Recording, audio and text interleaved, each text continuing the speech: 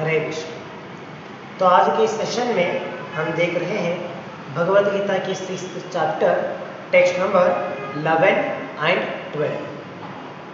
तो आज के श्लोक में भगवान एक अष्टांग योगी किस प्रकार से उन्हें अष्टांग योग करना है इसके बारे में यहाँ पे प्रोसीजर समझाने का प्रारंभ कर रहे हैं। तो हमने देखा था पिछले श्लोक में भी भगवान ने अष्टांग योगी के लिए जब वो अष्टांग योग करने का प्रयास करते हैं तो उन्हें किस प्रकार से प्रारंभ करना है इसके बारे में भगवान ने समझाने का प्रारंभ किया था।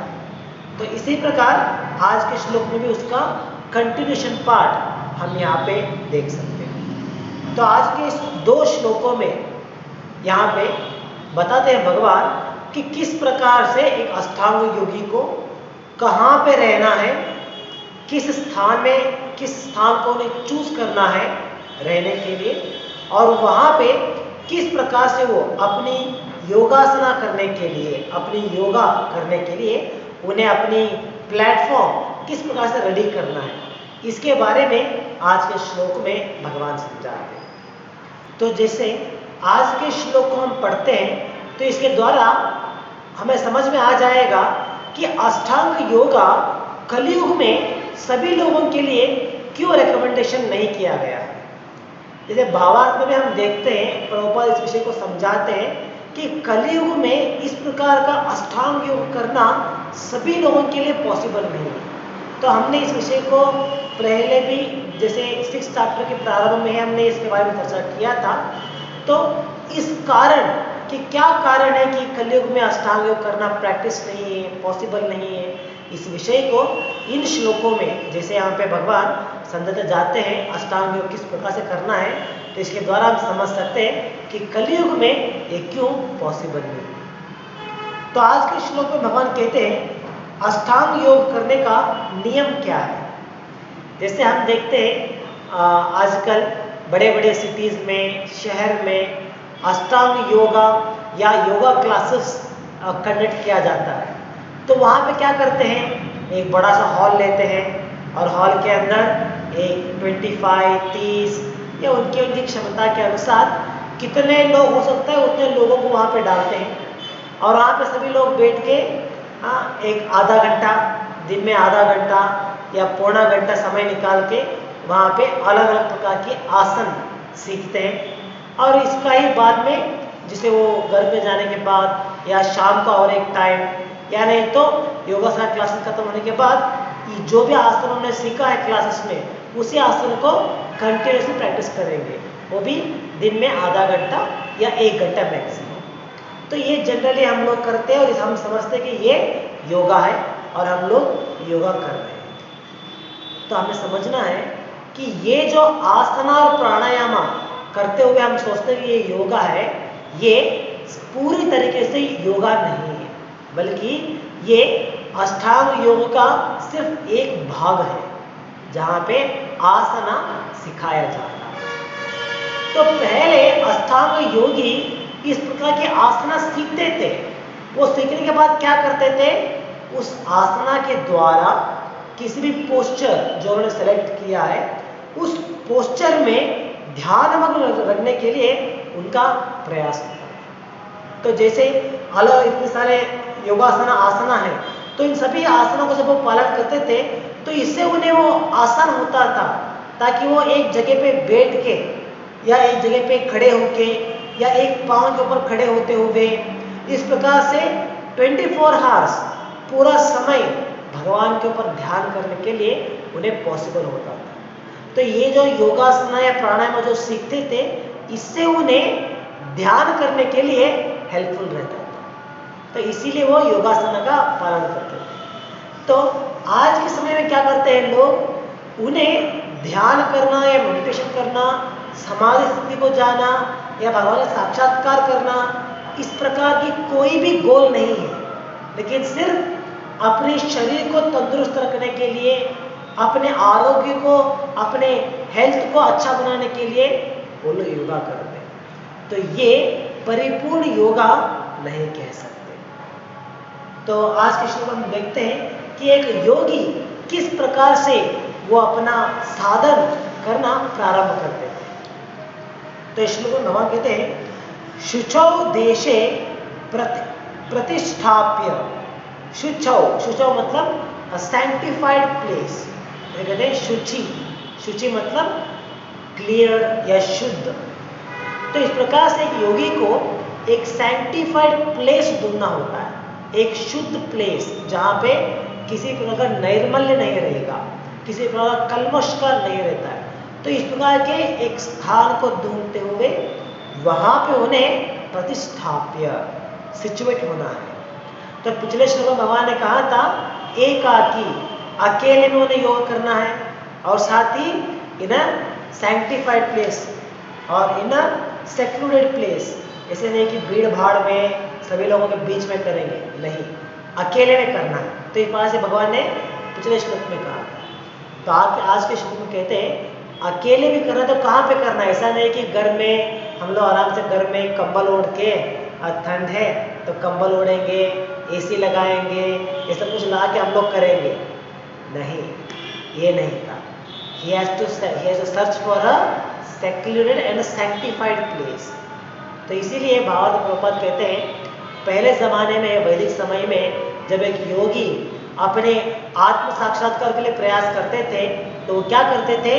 अपने घर को छोड़ के, अपने स्थान को छोड़ के, सोसाइटी को छोड़ के किसी तीर्थ क्षेत्र में जाते थे।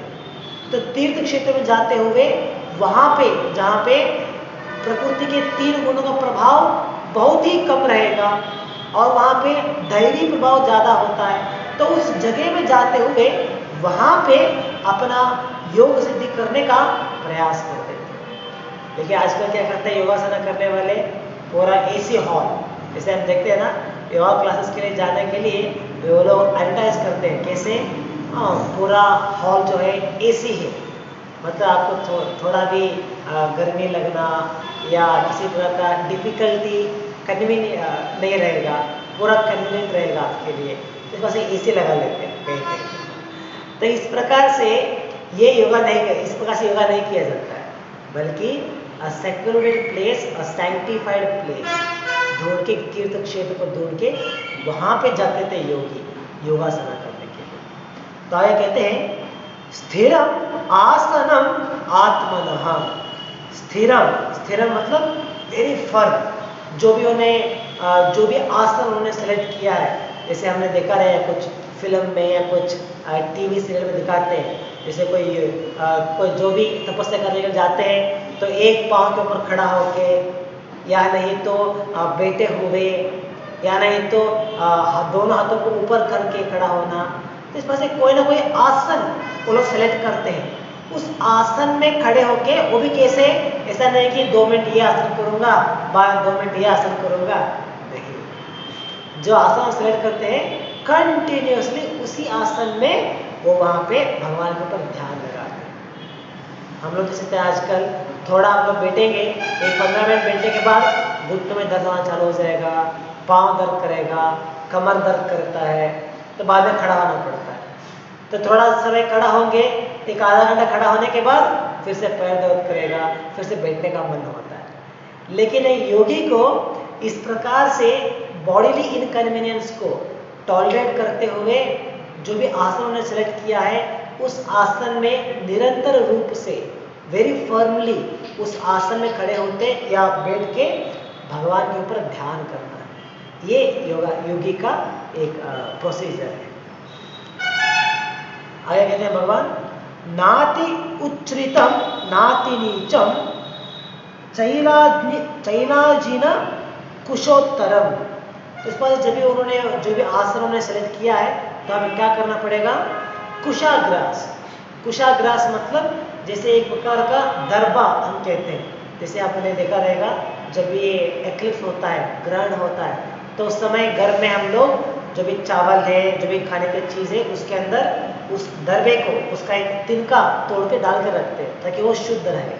उसे कहते हैं दरबा। जो भी पूजा हवन के लिए उपयोग किया जाता है उसे कहते हैं दरबा। तो इट्स वेरी सैंक्टिफाइड, जो सभी प्रकार के कल्मशों से दूर रखता है।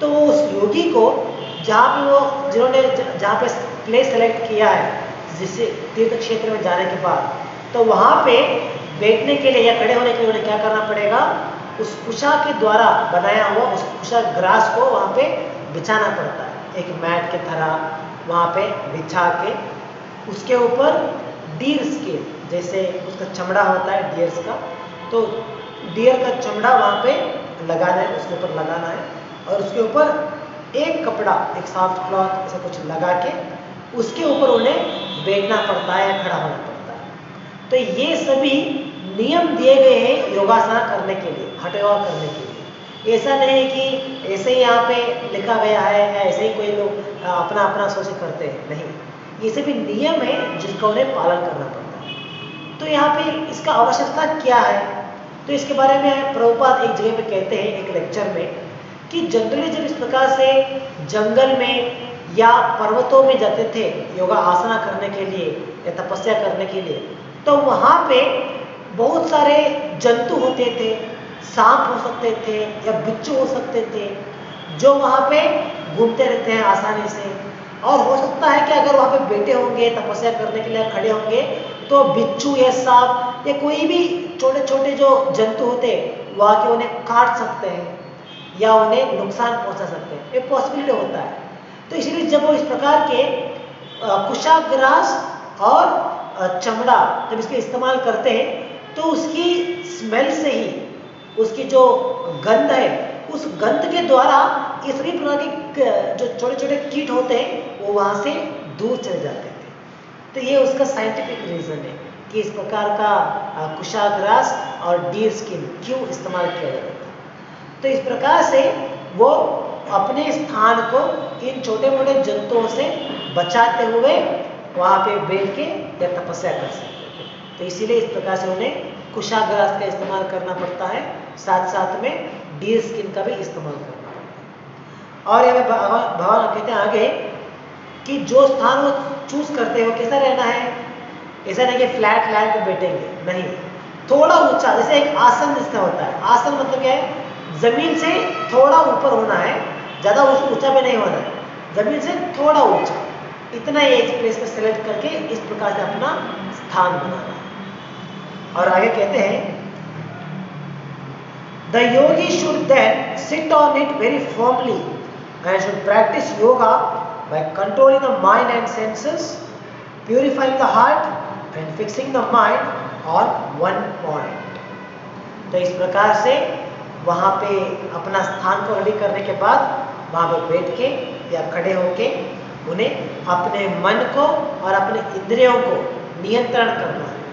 किसी प्रकार की इंद्रिय वस्तु के प्रति वो आकर्षित नहीं होना, अपने मन में विचार नहीं करना, अरे मैं घर छोड़ के आ गया, घर में क्या होता रहेगा, आप बीवी बच्चे क्या करते रहेंगे, मेरा संपत्ति का क्या हुआ रहेगा, ये सभी विचार नहीं करना है। तो सब कुछ छोड़ के यहाँ पे अपने मन को नियंत्रण करना है, अपने इंद्रियों को नियंत्रण करना है।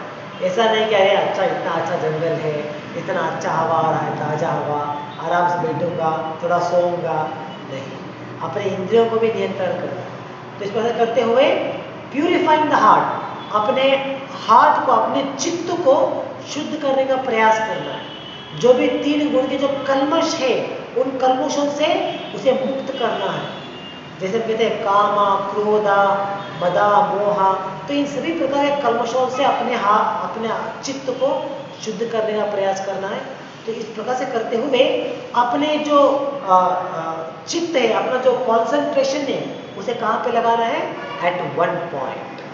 तो यहाँ पे जो कहते हैं कि at one point has to concentrate, इसका मतलब क्या है, जो भी योगी जो अपना मार्ग वो पालन कर रहे हैं उसके अनुसार वो उस वस्तु के ऊपर या उस धातु के ऊपर अपना कंसंट्रेशन लगा सकते हैं। तो जैसे एक हठ योगी जो परमात्मा के साक्षात्कार करने का प्रयास कर रहे हैं, तो उन्हें अपना कंसंट्रेशन कहाँ पे लगाना है, परमात्मा के रूप के ऊपर लगाना है। तो जैसे हृदय के अंदर परमात्मा है तो उनका रूप किस प्रकार से है, और परमात्मा किस प्रकार से दिखते हैं, उनका शैली किस प्रकार से है, ये सभी विवरण हमें शास्त्रों में मिल जाता है। तो जो उन्हें पढ़ा होगा उसे पढ़ के उसके अनुसार उस रूप के ऊपर उन्हें ध्यान करने का प्रयास करना। इसी प्रकार जो निराकारवादी होते हैं वो लोग ब्रह्मन के ऊपर मतलब एक लाइफ के ऊपर ध्यान करने का प्रयास करते हैं। जो पर्सनालिटी है, जो भगवान के रूप को स्वीकार करते हैं, वो लोग अपनी इच्छा के अनुसार किसी भी भगवान का रूप का ऊपर ध्यान करने का प्रयास कर सकते हैं, जैसे वामन देवा या नरसिम्हा या कृष्णा। तो इस प्रकार से उनका जो भी अपना अपना पॉइंट है उसके ऊपर वो अपना माइंड को कॉन्सेंट्रेट करने का प्रयास करते हैं। तो ये योगासना का एक सिस्टम। तो भावार्थ में हम देखते हैं, भावार्थ प्रभुपाद प्रारंभ में समझाते हैं कि सेक्रेड प्लेस मतलब प्रारंभ में जैसे हमारे वैदिक समय में लोग क्या करते थे, तीर्थ क्षेत्र में जाते थे इस प्रकार से आसना योगा करने के लिए। जिसे प्रभुपाद यहाँ पे एग्जाम्पल देते हैं, प्रयाग, मथुरा, वृंदावन, ऋषिकेश या हरिद्वार। तो इस प्रकार के सेक्रेड और सेक्लूडेड दोनों भी होते थे। तो वहाँ पे ज़्यादा लोग भी नहीं रहते हैं, अकेलापन भी मिल जाता है और साथ ही साथ शुद्ध भी होता है। तो इस प्रकार के स्थान का सेलेक्ट करते थे। तो आगे यहाँ पे कहते हैं Prabhupada, but often this is not possible specially for westerners. The so-called yoga societies in big cities may be successful in earning material benefit, but they are not at all suitable for the actual practice of yoga. तो यहाँ प्रभुपाद कहते हैं ये जो नियम यहाँ पे दिए गए हैं, इन सभी नियमों का पालन करते हुए हठ योग का पालन करना एक्चुअली पॉसिबल नहीं है इस समय के लिए, और उसमें भी स्पेशली फॉर वेस्टर्नर्स प्रभुपाद यहाँ पे कहते हैं, क्योंकि वहाँ पे अगर देखा जाए तो उनके लिए भौतिक सुविधा सबसे ज़्यादा है। जैसे हम लोग देखते हैं ना, हमारे जो देश है या बाकी जो भी देश आते हैं जो इकोनॉमिकली वीक है, तो वहाँ पे क्या होता है, ज़्यादा सुविधा नहीं मिलती है हमें। तो हमारे जो शारीरिक सुविधा जो है थोड़ा कम मात्रा में मिल सकता है, लेकिन उनके लिए शारीरिक सुविधा थोड़ा ज़्यादा मात्रा में मिलता है। तो क्योंकि उनकी इकोनॉमिकल डेवलपमेंट ज़्यादा हुआ होता है, तो वहाँ पर टेक्नोलॉजी ज़्यादा है, तो इस वजह से उनके लिए थोड़ा सुविधा है ज़्यादा होती है। तो जिनके पास ज़्यादा सुविधा है उन्हें सभी सुविधाओं को त्याग करते हुए वेरी ऑस्टियर लाइफ लीड करना थोड़ा मुश्किल लगता है। इसे हम देख सकते हैं, अगर हमारे एग्जाम्पल अगर हम देखेंगे, अगर मान लीजिए एक व्यक्ति जो बहुत ही गरीबी में जीवन बिता रहा है, तो उनके लिए उनका घर में थोड़ा बहुत सामान रहेगा, थोड़ा बहुत चीज़ रहेंगे, तो उतने में उसे काफ़ी रहेगा, संतुष्ट रहेगा। जैसे बैठने के लिए उनके पास सोफा नहीं है, ठीक है, आराम से ज़मीन के ऊपर बैठ जाएगा। लेकिन इसके घर में थोड़ा सुविधा है, जैसे घर में सोफा है, बैठने के लिए कुशन्स है, सब कुछ प्रैक्टिस है, तो अगर उन्हें हम कहेंगे कि आप थोड़ा 10 मिनट के लिए नीचे बैठ जाइए, तो कहें अरे नीचे नहीं बैठ सकते, बहुत दर्द होगा, नीचे बैठने के लिए सॉफ्ट कुशन नहीं है, तो उन्हें वो ऑस्टेरिटी प्रैक्टिस नहीं है। तो इसी प्रकार इसलिए प्रभुपाद यहाँ पे कहते हैं कि वेस्टर्नर्स के लिए ये थोड़ा डिफिकल्ट है, क्योंकि उन्हीं के पास सुविधा ज़्यादा है। तो जब सुविधा ज़्यादा होती है तो उसे त्याग करके वैराग्य लेना, इसे त्याग करके थोड़ा ऑस्टेरिटी प्रैक्टिस करना ये मुश्किल लगता है। लेकिन आज के समय में अगर हम देखेंगे तो ये इवन भारतवर्ष के लिए भी अप्लाई होता है। तो ये हमारे पास भी आजकल सारा काफ़ी सुविधा उपलब्ध है, तो इन सब कुछ सुविधा को छोड़ के जंगल में जाके बैठ के या पर्वत में बैठ के, वो भी कहाँ, सिर्फ एक कुशा ग्रास के ऊपर बैठ के तपस्या करना, ये हम लोगों के लिए भी पॉसिबल है। हम लोग देखते हैं जब भी जैसे लोगों को बैठने के लिए अगर हम मैट डालते हैं बैठने के लिए, तो लोग ज़्यादा देर तक बैठ नहीं सकते। इवन सोने के लिए भी हमें एक सॉफ्ट तकिया चाहिए रहता है, तब जाके हम आराम से सो सकते हैं। अगर एक दिन हम मैट के ऊपर सो जाएंगे तो पूरा बॉडी पेन करना चालू हो जाता है। क्यों? क्योंकि प्रैक्टिस नहीं है, हमारे पास सुविधा है तो हमने उस सुविधा को इस्तेमाल करते आए हैं। तो इसी प्रकार इसीलिए हमें इस प्रकार की ऑस्टेयर लाइफ जो है ये पॉसिबल नहीं है। और कलयुग में ये हठ योग करना it is not even recommended. तो इसके बारे में आगे प्रभुपाद उल्लेख करते हैं कि कलयुग में हठ योग क्यों रिकमेंड नहीं है और इसके बदले किस प्रकार का योग हमें करना चाहिए। तो आगे प्रभुपाद कहते हैं, one who is not self control and whose mind is not undisturbed cannot practice meditation. जैसे हम देख सकते हैं योगा क्लास करने के बाद वहाँ पे ध्यान लगाना भी सिखाया जाता है, लेकिन वो लोग ये नहीं कहते कि ध्यान लगाने के बाद आपको क्या करना है एग्जैक्टली। जैसे आंख बंद करके एक स्थान में बैठ जाते हैं तो एक्चुअली क्या करना है बैठ के वो उनके पास आइडिया नहीं होता। तो सभी लोग अपना ही अलग अलग तरीके से बताते हैं उसके लिए, लेकिन इस तरह की जो मेडिटेशन है ये हमें एक्चुअली क्या करना है ये यहाँ पे हम देख सकते हैं। तो जैसे एक योगी जो अष्टांग योग में जो 8 अंग आते हैं तो उन 8 अंगों में प्रारंभ से यमा, नियमा, आसना, प्राणायामा, प्रत्याहारा, धारणा ये सब कुछ पालन करते हुए प्रैक्टिस करते हुए अपने शरीर को अपने मन को जब वो मोल्ड करते आते हैं तभी उन्हें पॉसिबल होगा कि ध्यान करने के लिए। तो ध्यान जो है उस अष्टांग योग में आखिरी में आता है। ऐसा नहीं कि प्रारंभ में उन्हें कहा जाए कि आप ध्यान लगा दीजिए, तो पॉसिबल नहीं है। अगर ध्यान करने से पहले उन्हें क्या करना पड़ेगा, अपने शरीर को अपने मन को ट्रेन करना पड़ता है, मोल्ड करना पड़ता है, उसके बाद ही उन्हें आराम से बैठकर ध्यान कर सकते हैं, नहीं तो पॉसिबल नहीं होगा। तो इसीलिए एक योगी इन सभी stage by stage step by step सभी स्टेप्स को पालन करते हुए आखिरी में उनका ध्यान स्टेज आता है जहाँ वो मेडिटेशन करते हैं, ध्यान लगाते हैं। तो उस ध्यान लगाते हुए जब वो उसमें भी पारंगत हो जाते हैं, उसमें भी जब वो लास्ट स्टेज को पहुंच जाते हैं तो उसे कहा जाएगा समाधि। समाधि मतलब वो पूरी तरीके से मग्न हो गए हैं, भगवान के जो आकार को उन्होंने साक्षात्कार किया है उसके ऊपर पूरा मग्न हो गए और उन्हें बाहर क्या चल रहा है क्या हो रहा है एक कुछ भी ज्ञान नहीं रहेगा। तो इसे कहते हैं समाधि। तो समाधि को पहुंचने के लिए प्रयास करने के लिए उन्हें पहले ध्यान करना पड़ेगा, मेडिटेशन करना पड़ता है। जैसे आजकल सिखाया जाता है ऐसा नहीं है मेडिटेशन, जैसे आराम से बैठ जाओ 10 मिनट 5 मिनट आंख बंद करके कुछ भी मत सोचो, बिना कुछ सोचे चुप से बैठना है, ये मेडिटेशन नहीं होता है। तो अगर इस तरह से मेडिटेशन करते तो क्या हो जाएगा, एक तो वो आराम से सो जाएंगे बैठे बैठे हुए, थोड़ा नींद मारेंगे वहाँ पे, या नहीं तो किसी ना किसी विषय के बारे में सोचते रहेंगे कि मैंने ये क्या किया, वो क्या हो गया, ये ऐसा क्यों हुआ है। तो किसी ना किसी विषय के ऊपर सोचते हुए उसके बारे में विचार करते हुए बैठ जाए। तो बाहर देखने में लगता है कि अरे ये तो ध्यान मग्न है, लेकिन अंदर उनका मन क्या हो रहा है, किसी ना किसी भौतिक विषय के ऊपर सोच रहा होता है। तो इसे ध्यान नहीं कहते। तो आगे प्रभुपाद कहते हैं, Therefore, in Brihadanaradiya Purana, it is said that in the Kali Yuga, that means in the present age, when people in general are short-lived, slow in spiritual realization, and always disturbed by various anxieties, the best means of spiritual realization is chanting the holy name of the Lord.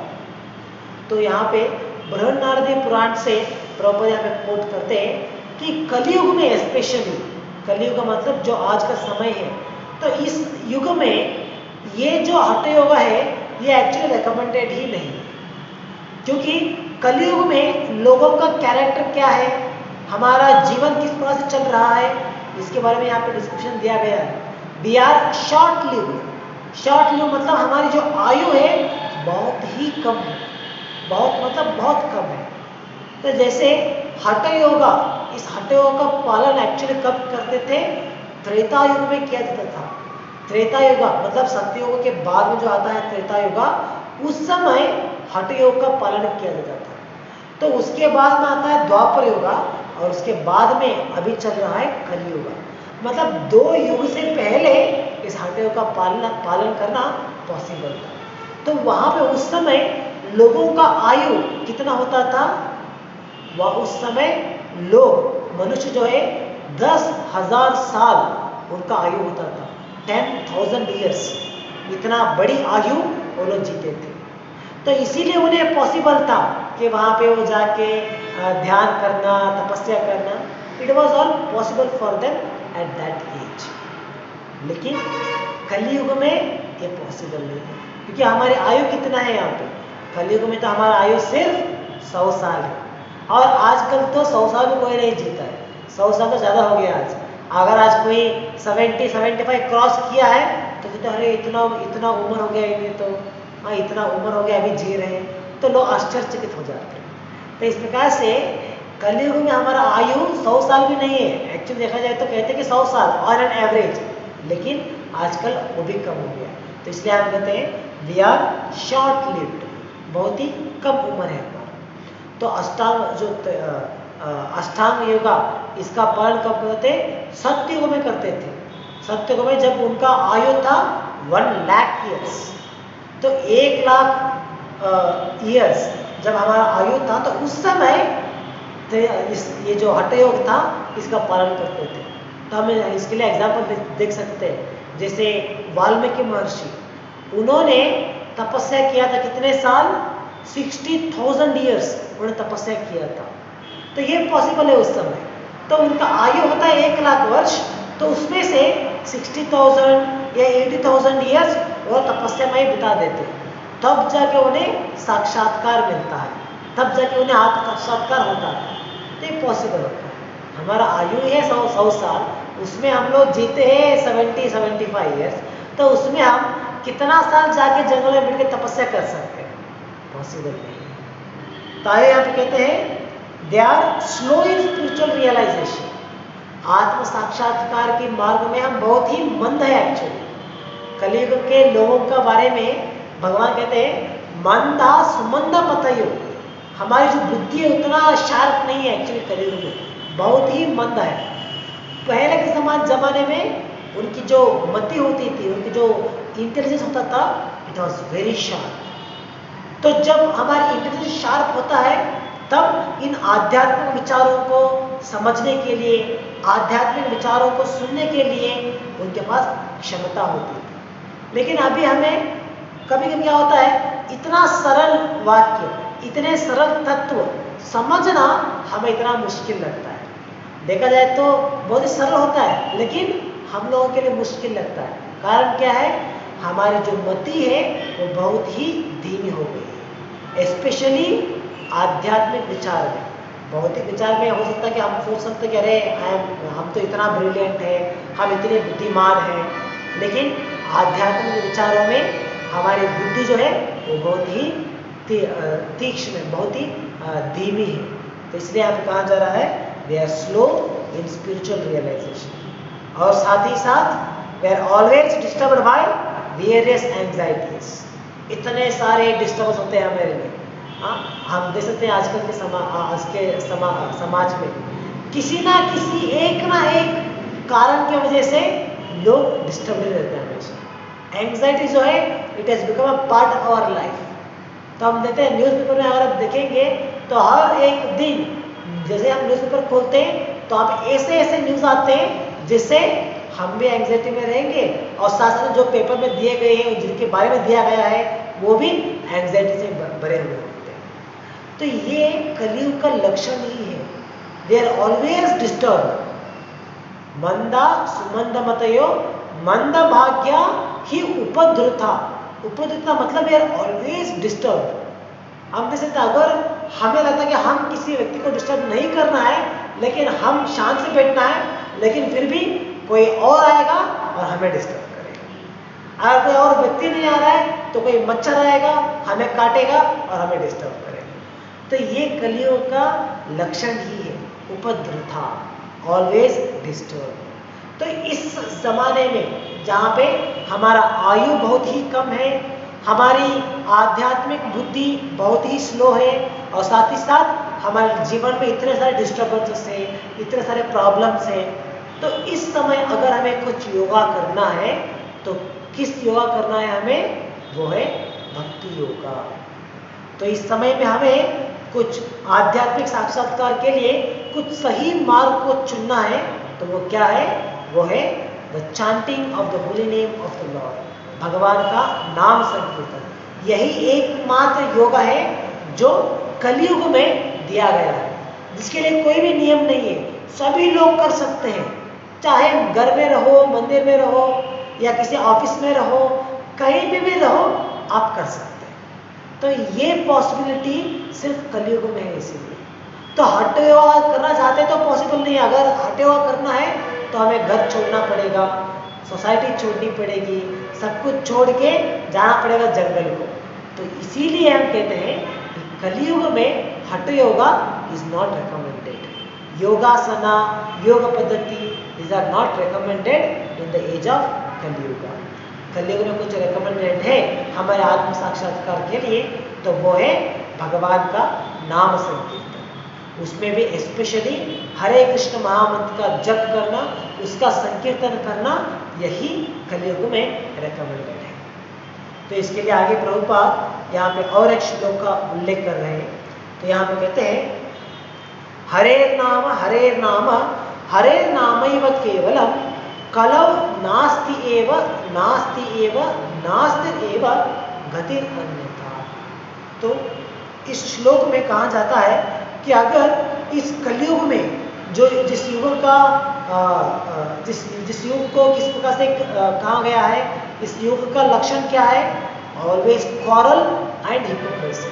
हमेशा लोग जो है आपस में लड़ते हुए, आपस में झगड़ते हुए, इसी प्रकार की हिपोक्रेसी में वो जी रहे हैं। तो इस प्रकार के समय में अगर किसी व्यक्ति को अपने आप को इस भौतिक संसार से मुक्त करना है तो उनके लिए एक ही मार्ग है, और वो क्या है? Chanting the holy name of the Lord. देखिए यहाँ पे इस विषय को यहाँ पे फोर्सिबली यहाँ पे क्या कहते हैं हम लोग, इस विषय को हमें तीक्ष्ण रूप से समझाने के लिए यहाँ पे स्ट्रेस किया गया है। हरे नाम नामैव, 3 बार इस विषय को कहा जा रहा है। इसके लिए ऊपर एग्जाम्पल देते हैं। जैसे कोर्ट में कभी कभी क्या होता है, जज जब लोग शोर मचा रहे हैं, बात कर रहे हैं, तो उन सभी लोगों को शांत कराने के लिए जज क्या कहते हैं? Order order order. 3 बार कहते हैं। 3 बार कहने का कारण क्या है? एक बार कह सकते हैं ना, काफी है? नहीं, 3 बार कहते हैं, क्योंकि वो वहाँ पे स्ट्रेस कर रहे हैं कि सब लोग शांत हो जाइए, अभी शांत से बैठिए। तो इससे इस विषय को स्ट्रेस करने के लिए 3 बार कहा जाता है। तो इसी प्रकार यहाँ पे इस विषय को स्ट्रेस करने के लिए कि भगवान का नाम संकीर्तन ही एकमात्र उपाय है, इस विषय को स्ट्रेस करने के लिए, दबाव डालने के लिए 3 बार इसे कहा जा रहा है। हरे नाम एव, यही एक ही मात्र उपाय है, हरे नाम एव। किसके लिए? कलयुग के कलमश से अपने आप को बचाने के लिए, भगवान की साक्षात्कार करने के लिए, कलयुग से या इस पूरे संसार से मुक्त होने के लिए ये एकमात्र उपाय है। इसके अलावा अगर कुछ अन्य मार्ग देखेंगे तो क्या अन्य मार्ग है? तो आगे कहते हैं नास्ति एव there is no other way and there is no other. पुनः इसे 3 बार उच्चार किया जा रहा है ताकि इसे स्ट्रेस कर सकते कि इस मार्ग के अलावा इसका दूसरा मार्ग ही नहीं है जिसके द्वारा आसानी से हम कलयुग से मुक्त हो सकते हैं, आसानी से संसार से मुक्त हो सके। इसके लिए अन्य मार्ग ही नहीं है। इस विषय के लिए यहाँ पे 3 बार उसे पुनः स्ट्रेस करते हुए समझाते हैं। तो इसीलिए आज के श्लोक से, भावार्थ से और आज के श्लोक में दिए गए नियमों के द्वारा हम इस विषय को समझ सकते हैं कि कलयुग में हठ योग की पालन करना आसान नहीं है, पॉसिबल नहीं है। तो कलयुग में अगर हमें किसी योग का प्रैक्टिस करना है तो वो है भक्ति योगा, उसमें भी स्पेशली भगवान का नाम संकीर्तन करना, यही हमारे लिए रिकमेंडेड है। और इसी मार्ग के द्वारा हम कलयुग से या भौतिक संसार से अपने आप को मुक्त कर सकते हैं और भगवान के धाम को जा सकते हैं, भगवान के बारे में साक्षात्कार प्राप्त कर सकते हैं। ये सब कुछ पॉसिबल है just by chanting the holy name of the God. तो ये विषय आज के श्लोक से और भावार्थ से हम समझ सकते हैं। तो यहाँ पे समाप्त करेंगे आज के लिए। ग्रंथराज श्रीमद् भगवद गीता की जय। जगत गुरु श्री हरे कृष्ण।